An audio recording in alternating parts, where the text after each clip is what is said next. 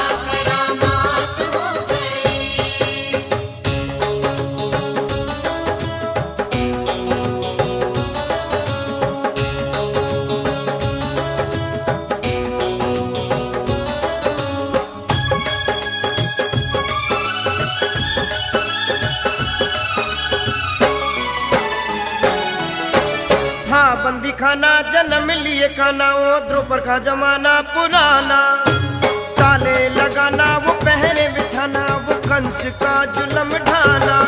उस रात का कृष्ण भयंकर था, उस कंस को मरने का डर था। बादल छाए अंगड़ाए बरसात हो गई, बादल छाए अंगड़ाए बरसात हो गई, जब से जन्मे कन्हैया करामात हो गई। जब से जन्मे कन्हैया करामात हो गई, जब से जन्मे कन्हैया करामात हो गई।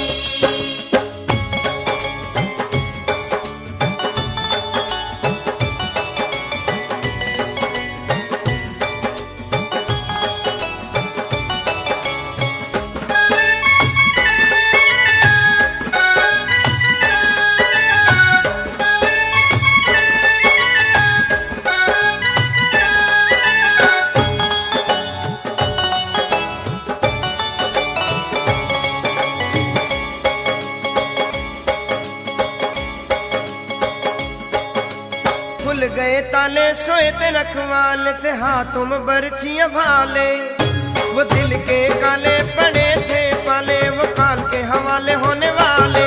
वासुदेव ने श्याम को उठाया था, टोकरी में श्री श्याम को लिटाया था।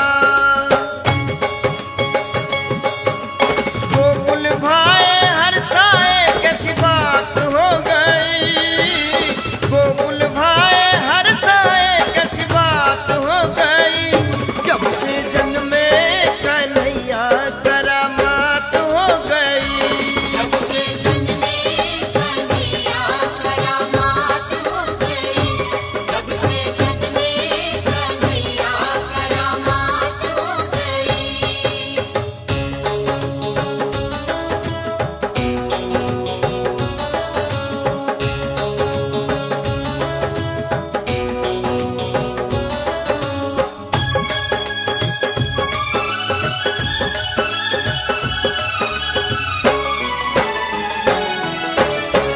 जाए बिकारी अजब मतवारी, वे टोकरे में मोहन मुरारी, सहज बनधारी करे रखवारी, जो जमुना ने बात बिचारी।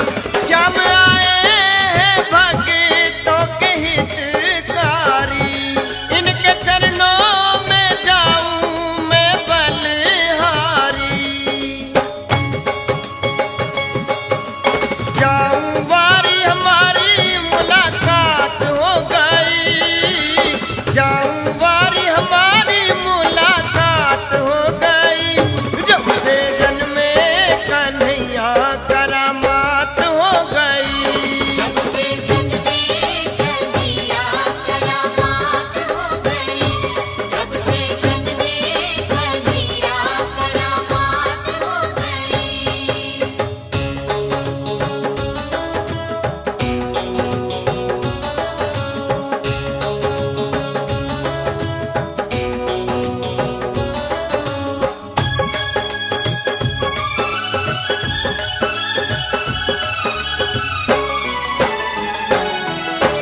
छवि नटवर की वो परमेश्वर की, वो ईश्वर ऋषवंबर की, न बात थी डर की कि जमुना के सर की, वो झांकी